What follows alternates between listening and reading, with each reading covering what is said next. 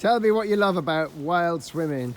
I like the challenge of it. I think it makes you feel very invigorated and alive. But I think that might just because you are so relieved that you have survived at the end of it. I don't like the getting changed afterwards when everything is sticky. And what were you saying about how it's affected your temperature? I don't feel as cold as I used to. With my fingers, I used to get Reynolds much more, and I don't anymore. And I think when you're a middle-aged woman and you are having hot flushes, I don't get them as much as I used to. So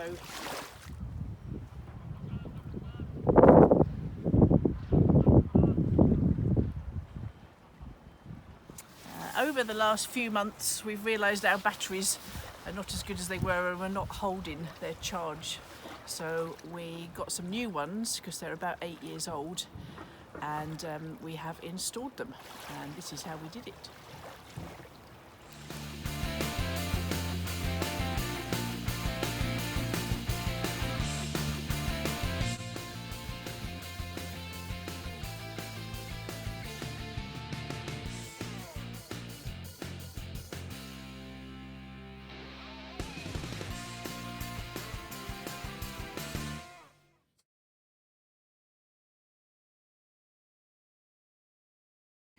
It's big. It is big. There it is on the table. It's blooming enormous.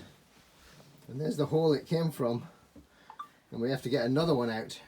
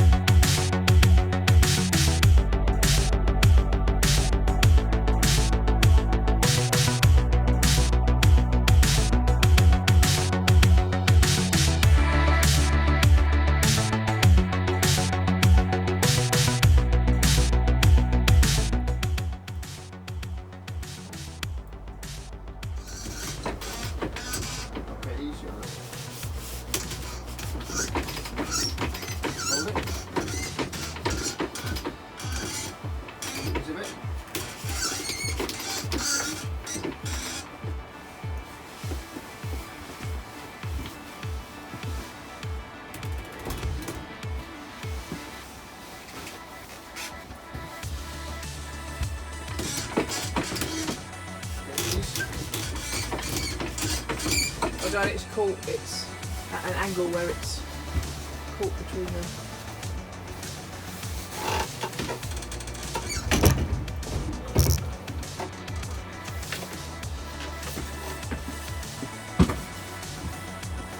Okay, here's yours.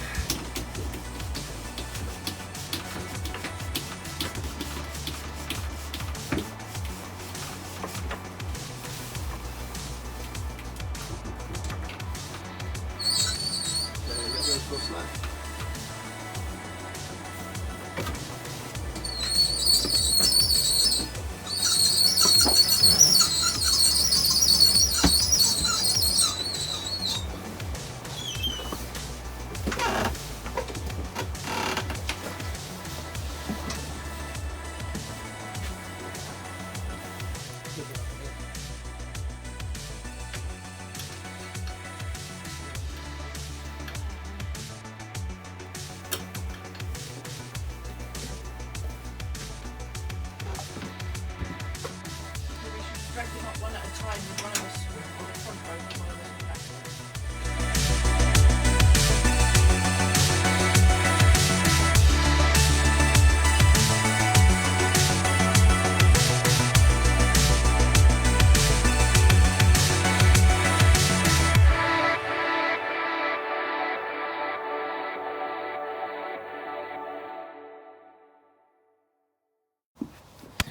This is the new battery.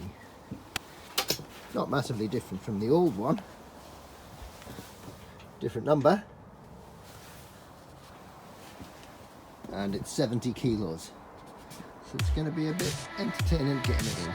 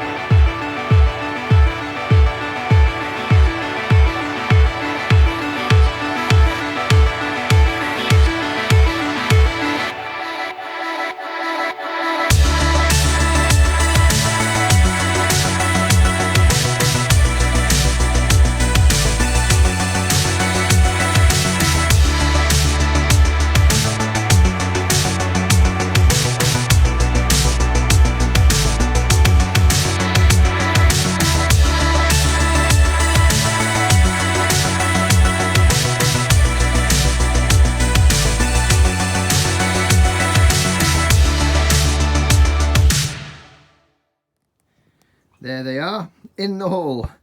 Now just got to connect them up. This is the system now all connected up. New batteries in, all the connections made, just about ready to turn it all on. So what have we got? We've got two batteries, here they are, 70 kilos each, both connected together in parallel, so we get a 12 volt system. Over here we've got the inverter and the controller for the for the solar power. This one is for the wind turbine. We've got a fuse system there, and we've got a battery monitor here. This is a negative post for all the negatives to join together. Some more fuses, and this is the back of the anchor windlass switch. Coming further along, we've got the back of the main switches, which you can see here, the domestic and the starter, and underneath we've got some additional switches for linking systems together in an emergency. I forget what that is. What is that? Oh, that's the master volt. So that again, that's another one of the battery monitoring systems. Another fuse box, and again this is to do with the battery management system. And then big hole in the ground where all of the cables snake along the floor and disappear into various holes. It's not as tidy as I'd like it, but I think it's probably tidy enough. So that's it. Just going to switch it on now. Let's see what happens. This one's just a speaker wire. I haven't put the speaker back on yet. So that's the starter battery connected up. That's the two domestic ones connected up.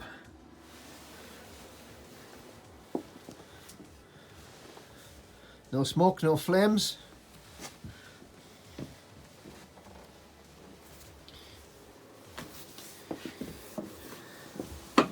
And if we have a look at the battery monitor now, we are up to 14.13 volts and 100%. That's very nice to see. And that's without the battery charger on. Turn on the battery charger.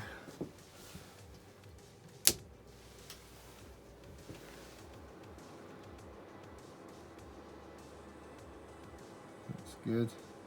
2.7 amps going in. And there you go, all looks good. So the last thing to put in, so this is an automatic fire extinguisher. They are very cheap. I think it was 30 quid off Amazon. So I've just connected it up to that post.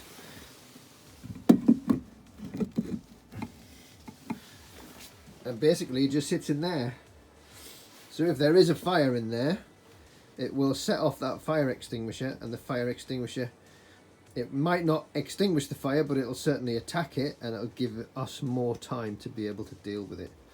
So for the sake of 35 quid, I've got one in there and I've got one in the engine room, which may well save the boat. Well worth the expense.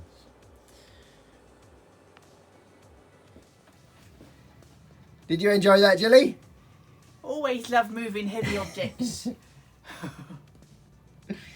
How's your finger? My finger is fine. It will be fine after a cup of tea. So that was our battery replacement job. I didn't manage to get all of it on video, but I hope I managed to get enough so you could see some of the issues moving 70 kilo batteries from tight and difficult locations.